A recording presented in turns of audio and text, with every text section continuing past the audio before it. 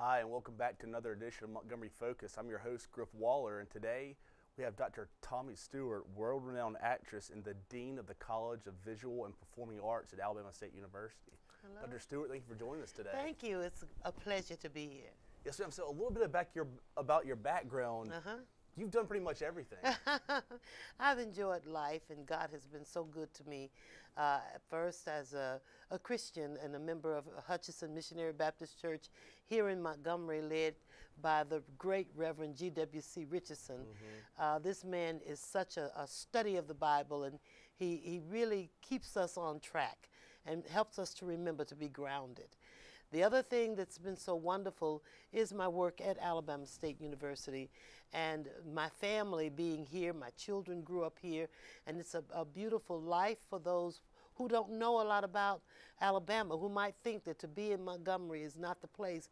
But it has been a wonderful experience for my children, my husband, and myself. My sister has moved here and her children. And so our work here has spanned from the stage at the university, in the community, to film, to television, and around the world. We've had a chance to travel and work in different places such as Scotland, Turkey, Korea. It's been just a wonderful experience, and it all was a springboard from right here in Montgomery. And that's why I'm here today, because Montgomery has become a springboard for change in this nation and in the world. Sure. Starting with the civil rights movement, looking at Rosa Parks and her seat on the bus, looking at even the transportation system for this nation. A lot of it started right here. Right. And right now, our military strength starts right here. So we have so much to be thankful for and so much to account for the city of Montgomery and the state of Alabama. We're planning every year an annual Martin Luther King celebration. And we're doing this not because I'm working with it, not because I'm an actress, not because I'm at Alabama State, but because I've been so blessed to be the beneficiary of the changes that were brought about by Dr. King and the forerunners and the foot soldiers of the movement. And it's so important to have an annual celebration so that we can share this information with our children and our young leaders, because many who feel like they've arrived and they've making great strides in life would not have had those opportunities had not the doors opened because of the springboard from Montgomery, Alabama, that spread throughout the world and throughout the nation. And it's not a small feat to say that you make a move that triples and trickles and make like waves to to cross the oceans and to cross the consciousness and touch the mindset of mankind. Dr. King, when he came to Dexter Avenue Baptist Church and to the Montgomery community, had a vision of a beloved community. Right. And that means all people working together for the sake of the children. That means reconciliation. That means sharing and understanding and being touched in your heart for another individual. Understanding that life is short and that whatever we do affects somebody else. Even if we lay down and die, we affect somebody else. So a beloved community comes together and support each other and make every day as best a good day as we can. Make every opportunity a good experience as we can. Make every challenge something to override as we can. So being a member of that society, of a beloved community, you do not put yourself above or below or in front of anybody. You put yourself beside them. So what we want to do annually is to encourage all of the community, all races, all sex, all ages, to think of what we can do to help each other. Right. What we can do to motivate more understanding, more dialogue, more interpersonal and intrapersonal communication. What we can do to make a difference that will be lasting and our living will not be in vain. So that's what we're going to do every January. And thus far, we've been at the Davis Theater, the Friends of the Theater, an organization formed out of the performances at Alabama State University. It's a community-based group that help young people in the performing arts. This group is heading this celebration, but it's also supported by Alabama State University and Troy University. Yes, ma'am. Troy State University. The chancellor and the presidents of both campuses extend greetings. The mayor is there to extend greetings.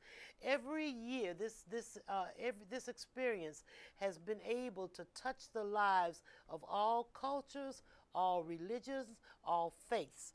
We've had representatives from the Korean, the Asian, the African, the different cultures that make up our community, and we want more cultures to join in. We want more faiths to join in.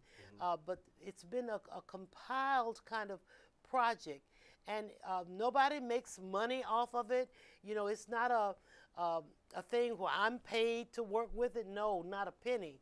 It's all for what we can do to highlight the lives of somebody that's making a difference. We've honored personalities like the great Dr. Gwendolyn Patton. This woman is a living legend and a walking history book. This woman stood to the cries of a change during the Civil Rights Movement. We've talked and honored and brought to light our own honorees, Quentin Ross, John Knight, Elton Dean, the attorney Brian Stevenson. And I mean, it has been a joy.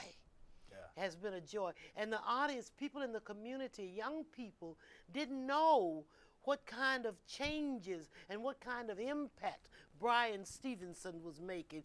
But when they sat there and they learned, I looked at the children, their jaws dropped in awe.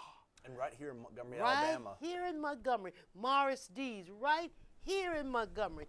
These people are making positive differences. And for us to get together once a year and say to them, from not only the city of Montgomery, but the state of Alabama, thank you for what you're doing, because your role is impacting the nation. You're doing something every day to make a difference. We're so proud of the community that's still, and many of them are still here. And the barber that tells the story of how he cut Dr. King's hair and said he was so cheap he wouldn't give him a tip. You know, he gave humor to the evening. It's always an experience of learning. It's a celebration of the changes that took place that started right here. And we hope that every year we will get better and stronger. We honored attorneys, judges, Judge Hardwick. Right. Yeah, it's just been a beautiful experience for Montgomery to celebrate its own and pat its own on the back and say to every individual that the community comes together and say, this is who we're honoring this time. And it's always a surprise. The public does not know until they get there who's really being honored. I think they said this year they may release the names a few days before. Okay. But we want you to come because it's a time to come together to just celebrate the legacy of what one man led in a movement. Sure. And he didn't, when you think about it, he didn't do it alone. Right. You had Dexter Avenue's church whole congregation. You had Mount Zion's church whole congregation. You had so many that pulled together, and we want to pull together today and say, well done. And we're going to take the dream and keep that dream living. We're going to take that baton and we're going to run with it. That's what we're saying. Dr. Stewart, you mentioned how this community still holds on to that revolutionary spirit to change the world for the better. Yes. How are we doing that today? How are we taking that baton and running with it? You mentioned Brian Stevenson, who's a Right. world-renowned attorney here. Right, right. But can you just kind of elaborate on that? Well, we know of Brian Stevenson. We know of Morris Dees in the Southern Poverty Law Center. We know of some of the names that have made great strides, Terry Sewell. But some names we don't know. Yes, ma'am. And there are people working every day, trying to make a difference. I think it's two young men that's starting a school, the Brock. Valiant Cross. Yes. That's how it's being done every day. Sure. That's and nobody's stopping them, but we're gathering as a community to say to them, thank you and keep moving. You're touching these young men. You're making a difference. You're showing them a future. You're giving them some kind of idea of where they can go. Because without those two young men starting that program, that school, they look how many young people would be just lost. So every day we have a mayor that sees the worth of trying to balance out the entire community. We have a city councilman working every day, and women. We have a school board that saw a mall that was being closed down and going to dilapidation of completely just being forgotten, now being rehabilitated and making for a technical high school. I mean, that's positive. Yes, ma'am. And so this event annually just celebrates all the positive change and reverberations of Dr. King's legacy, and we celebrate that every January, right? And we should really celebrate it every day. Yes, ma'am. We should celebrate it every day. But since it is a national holiday, always on the national holiday, 2 days later, we try to have the annual King Celebration at the Davis Theater. We want people to do whatever they can do on that day to make the difference in someone's life when they have that time off. Sometimes making a difference might mean just resting. It might mean just meditating. It might mean just going and sitting at a nursing home and sharing some time with some senior citizens who feel like they're forgotten. It might mean sitting down talking to your grandchildren, playing with them, and letting them see that you see the worth that's in them. Right. So 2 days later, we have the King's Celebration at the Davis. So tickets will be available because we have expenses, because we give awards. Right. We have a reception. This year we hope to we're starting to bring in young professionals and have them to have a mind-to-mind conversation so that they can talk about where they are and then try to help them to reflect on how they got there. Right. This is important. This is very important. Many times we think we made it on our own, and it's not so. Where can we find more information for about past events or this year's actual celebration? We have a website. Okay. We have a website. Keeping the Dream Alive, I believe, is the title of that website. But we'll put that on the screen because that website is one good way, and another way is just called Troy or Alabama State or the Davis Theater, and they can also give you that information. We're also going to be on the city's website. Exactly. Yeah. Yes, ma'am. What is that website? MontgomeryAL.gov, and we will sprinkle it all over our Facebook page as well every year. So check there. It's City of Montgomery Government Facebook. That's where we count on that one. Yes, we ma'am. really count on that one.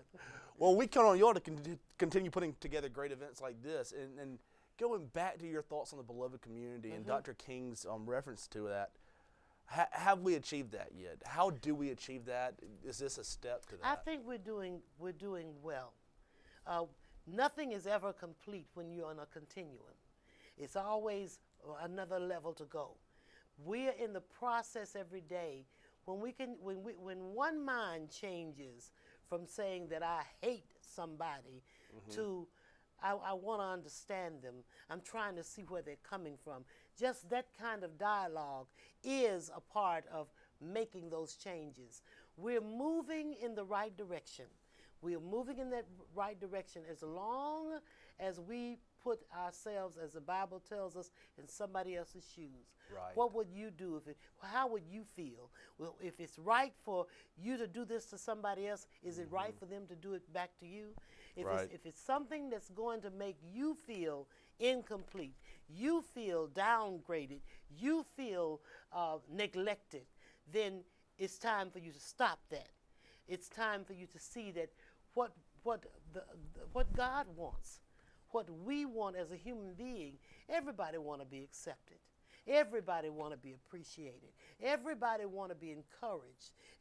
I don't know of anybody that does not want to be encouraged and validated, and to say that, for someone to say to them, you've got a special gift, and to identify something about them that's meaningful. Everybody needs that, wants that, and would appreciate that. And when you get that, you find yourself having the energy and the spirit and the mindset to pass it on. Passing it on is what it's all about. None of us are here to stay forever. Right. None of us are here to be the only one. I don't know, of a only one in anything. Sure. If you really look at it, people talk about beautiful houses. Say, oh yeah, she has a beautiful house. And then they visit somebody else and say, now you think that was a beautiful house. Yeah. Wait until you see this one. Then you go someplace else and say, oh my goodness, I thought I had seen. So you see, it's the God we made, the God we serve that made us. Right. The God that we make our prayers to and send our beliefs and our hopes and dreams up to. He hears more than us. Mm-hmm. He's a God that blesses all of us. So when we rise every day and not realize that we are here for a purpose, and part of that purpose is to help somebody else, to be a beacon for somebody else, to shed a light on somebody else. And that's what Dr. King did. He found foot soldiers to surround himself with. Sure. And many of those foot soldiers have talked to their children, and as a result, now we have a Brian Stevenson. Now we have a Morris Dees. Now we have the different attorneys and doctors that's compassionate and caring. When we don the stage for the Martin Luther King celebration, you see robes representing churches from all over the Montgomery tri-area. Oh, really? Oh, wow. Yes. There's not one robe. It's all these distinctive looks that represent a Catholic group, that represents a Baptist group, that represents a Pentecostal. And that's the choir, right? It's a choir of we try to always have at least 300 voices. Oh, wow. That yes. Must be amazing. It's amazing, and it's something to hear, and it's something to see.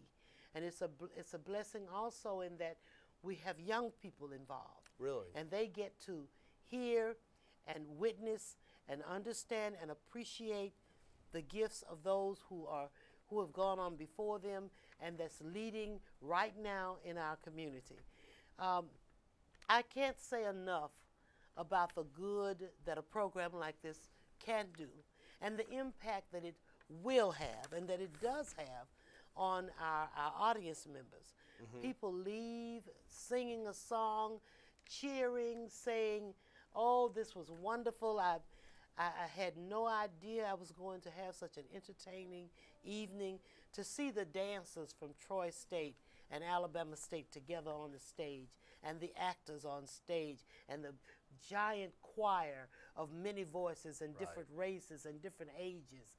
And then to have honorees who are given a beautiful drawing by Ronald McDowell, who is another treasure right here in the state of Alabama. Ronald McDowell's work is at the Birmingham Museum, the Kennedy Center. I mean, the man is everywhere. Everywhere, and he lives right here. And our children have not met him.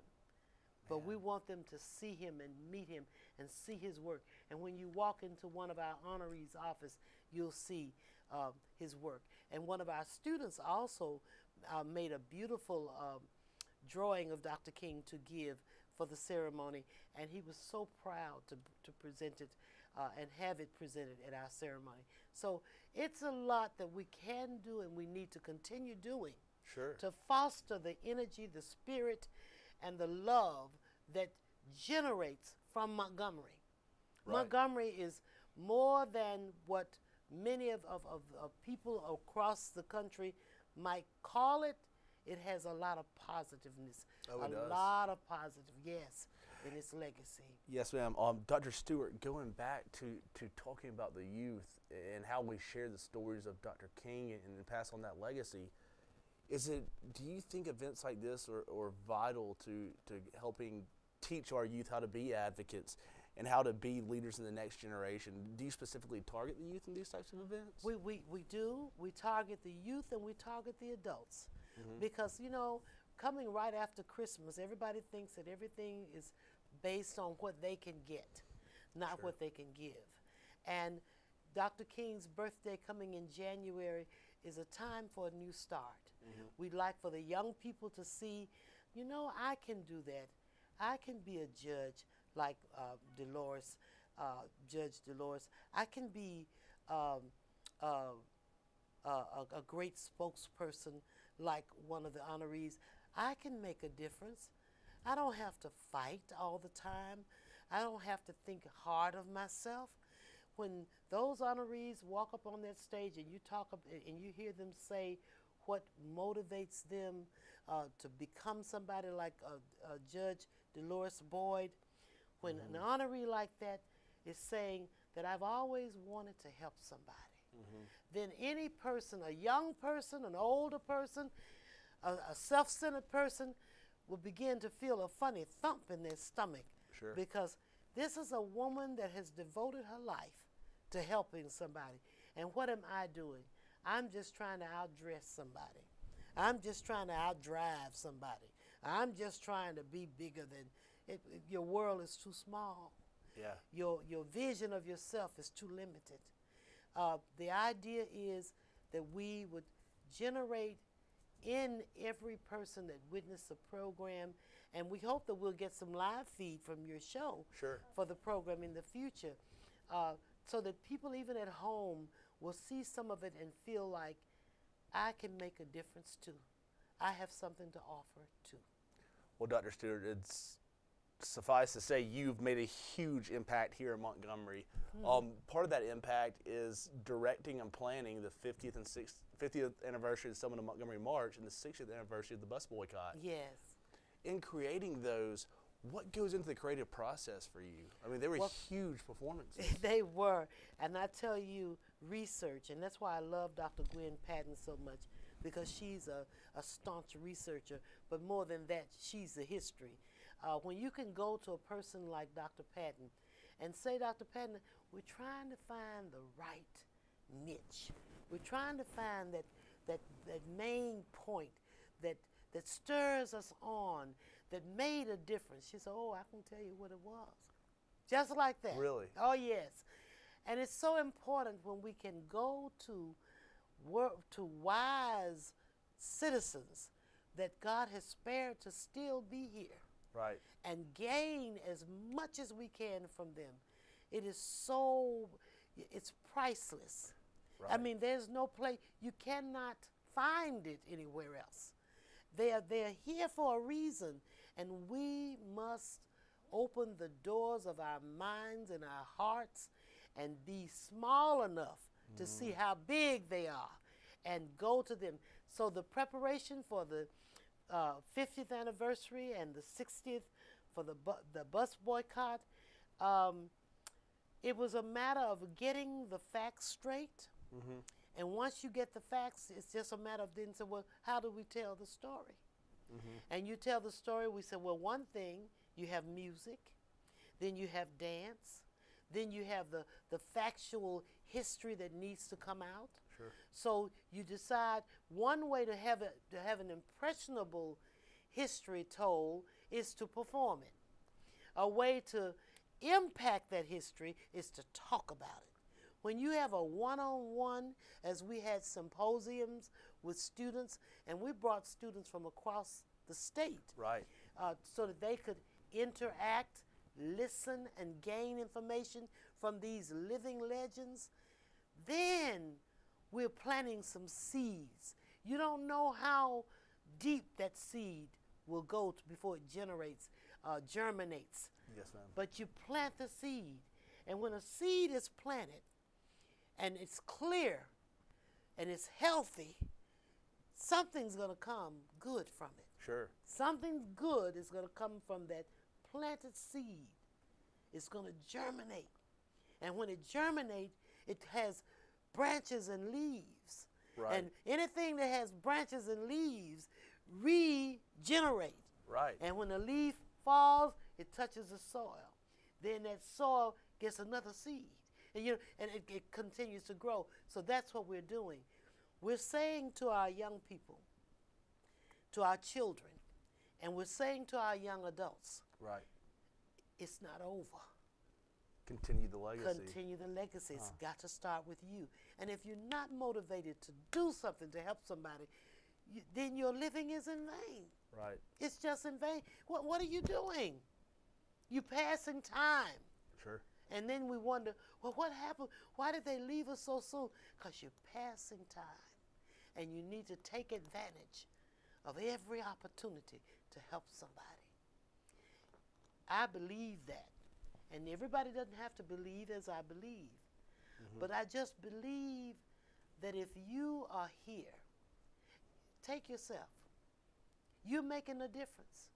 When we go to the mayor's office and some of the others are not available, you're there and you step in and you help us. You've helped me in that. Well, I usually want your autograph, though, when I do that. Oh, no.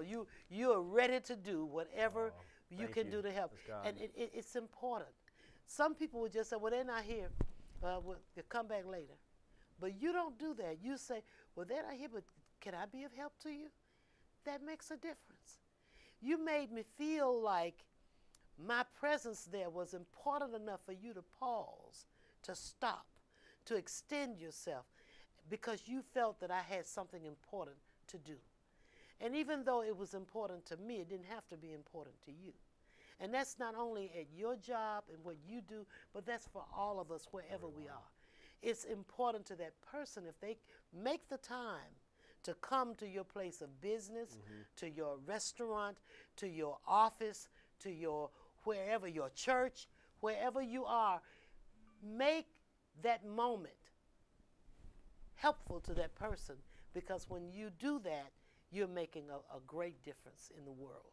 Dr. Stewart, thank you for joining us again for another episode of Montgomery Focus. And please visit the website listed below and just be part of this annual event. I'm Griff Waller, your host. Join us next time. Thank you so much. Yes, ma'am. Thank you. Okay. I really appreciate it. Yes.